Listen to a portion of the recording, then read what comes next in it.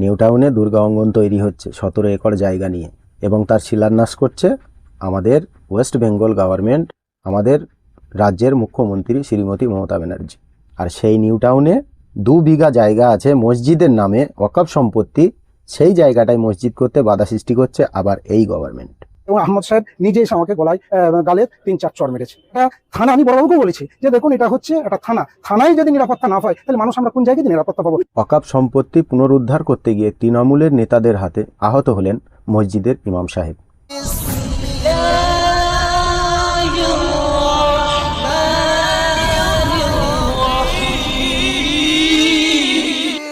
ওয়াকফ সম্পত্তি পুনরুদ্ধার করতে গিয়ে তৃণমূলের নেতাদের হাতে আহত হলেন মসজিদের ইমাম সাহেব। মন্তেশ্বরের শাহজাদপুরের ওয়াকফ সম্পত্তি কিছু বছর ধরে তৃণমূলের কিছু নেতারা জোরপূর্বক দখল করে সেখানে তারা চাষবাস করে খায়, এবং সেই জমির চাষবাস করে সেই জমিতে যত লাভ হয় তার কোনো অংশ মসজিদ এবং মাদ্রাসা কমিটিকে দেওয়া হয় না। তারই কারণে মসজিদ মাদ্রাসা কমিটির লোক এবং পাড়া প্রতিবেশীর লোক সেই জায়গায় গিয়েছিল যে এই জিনিসটা হচ্ছে কেন, এটা তো ওয়াকফ সম্পত্তি, এটা তো মসজিদ মাদ্রাসার সম্পত্তি। সেই মসজিদের ইমাম সাহেবের মেরে মাথা ফাটিয়ে দিয়েছে। আপনাদের স্ক্রিনে চলছে এই ভিডিওটা, ভালো করে দেখেন, তার মাথায় সেলাই দেওয়া আছে।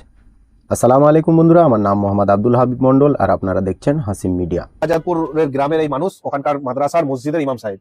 তো ওখানকার একটা আপনার ওয়াকফ সম্পত্তি আছে, যেই ওয়াকফ সম্পত্তি দীর্ঘদিন ধরে মানুষ চাষবাস করতেন এবং তার লাভাংশ গরিব মানুষের মধ্যে বন্টন করা হতো।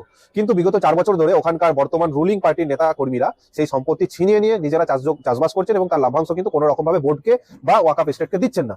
তৃণমূল, অবশ্যই তৃণমূল।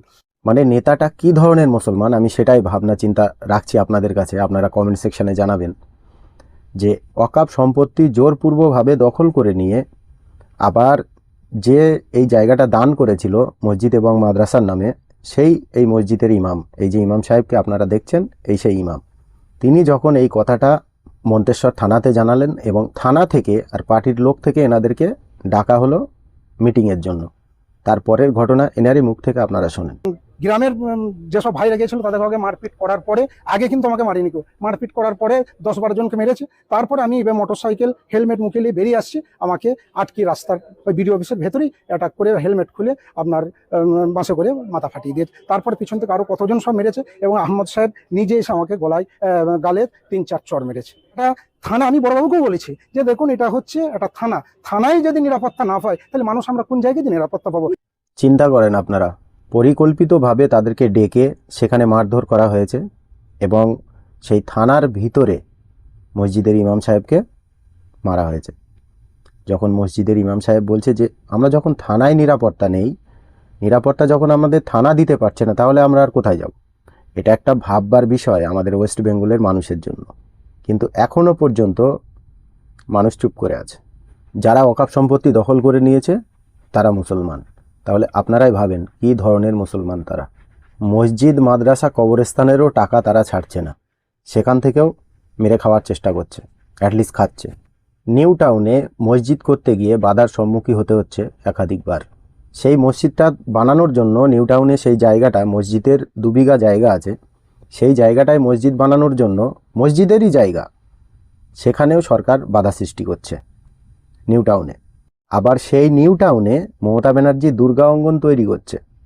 যখন মসজিদের জন্য মমতা ব্যানার্জির সরকার এবং পলিটিক্যাল লিডারদের জানানো হলো যে এই মসজিদটা তো, এটা তো মসজিদের জায়গা, এখানে হবে না কেন, তো সেখান থেকে আওয়াজ আসছে যে নিউ টাউনে দুর্গা অঙ্গন হবে কিন্তু মসজিদ হবে না। অ্যাটলিস্ট সেখানে একটা মসজিদ আছে, টিন দিয়ে কোনো রকম করে মসজিদটা করা, পাকা ভিত্তির ছাদ দিয়ে সেই জায়গাটায় মসজিদ করতে নিষেধ করছে ওয়েস্ট বেঙ্গল গভর্নমেন্ট। এবারে বলেন মমতা ব্যানার্জি কাদের সরকার? মসজিদের জায়গায় মসজিদ করতে দিচ্ছে না যে সরকার, আবার সেই সরকার আমাদের ট্যাক্স পেয়ারের টাকা নিয়ে সারা বাংলাতে মন্দির করে করে বেড়াচ্ছে। সেই বিষয় তো আমরা একবারও বলিনি যে এইখানে মন্দির করা যাবে না, এটা এই টাকাটা খরচা করা যাবে না, এটা আমাদের ট্যাক্স পেয়ারের টাকা। আমরা কি একবারও বলেছি যে মন্দির করা যাবে না? মন্দির করুক না, আমাদের কি অসুবিধা? ওটা আমাদের একটা হিন্দু ভাইদের ধর্মীয় আস্থা, সেটা করলে আমাদের কোনো সমস্যা নেই। কিন্তু আমাদের যেগুলো অ্যাটলিস্ট আমাদেরই জায়গা, পয়সা আমাদের, সব কিছু আমাদের, পারমিশন সরকার দেবে কিন্তু সেটা দিতে পারছে না। তাহলে আপনারাই ভাবুন মমতা ব্যানার্জি কাদের সরকার? যে নিউ টাউনে লক্ষ লক্ষ টাকা খরচা করে দুর্গা অঙ্গন বানানো হচ্ছে, সেই নিউ টাউনে 2 বিঘা জমি আছে মসজিদের জন্য। আজ কয়েক বছর ধরে সেই মসজিদ কমিটির লোক চেষ্টা করছে মসজিদটা সেইখানে করার জন্য, কিন্তু সরকার সেই জায়গাটায় বাধা সৃষ্টি করছে। নিউ টাউনে দুর্গা অঙ্গন তৈরি হচ্ছে 17 একর জায়গা নিয়ে, এবং তার শিলান্যাস করছে আমাদের ওয়েস্ট বেঙ্গল গভর্নমেন্ট, আমাদের রাজ্যের মুখ্যমন্ত্রী শ্রীমতী মমতা ব্যানার্জি। আর সেই নিউ টাউনে 2 বিঘা জায়গা আছে মসজিদের নামে ওয়াকফ সম্পত্তি, সেই জায়গাটায় মসজিদ করতে বাধা সৃষ্টি করছে আবার এই গভর্নমেন্ট। আপনারা আমার কথাটাকে একটু ভালো করে ভাববেন। আর যারা যারা বলছে মমতা ব্যানার্জি মুসলমানদের সরকার, এই যে কাজটা করছে মমতা ব্যানার্জি, চারিদিকে মন্দির, এতে কিন্তু কোনো মুসলমান একটা বাধা সৃষ্টি করেনি, এবং তারা বলেওনি যে আমাদের ট্যাক্স পেয়ারের টাকা নিয়ে আপনি এইগুলো করতে পারবেন না।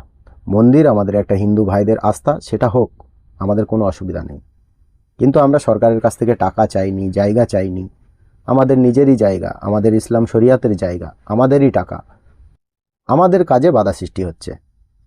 এবারে আপনারা ভালো করে ভাবেন মমতা ব্যানার্জি কাদের সরকার।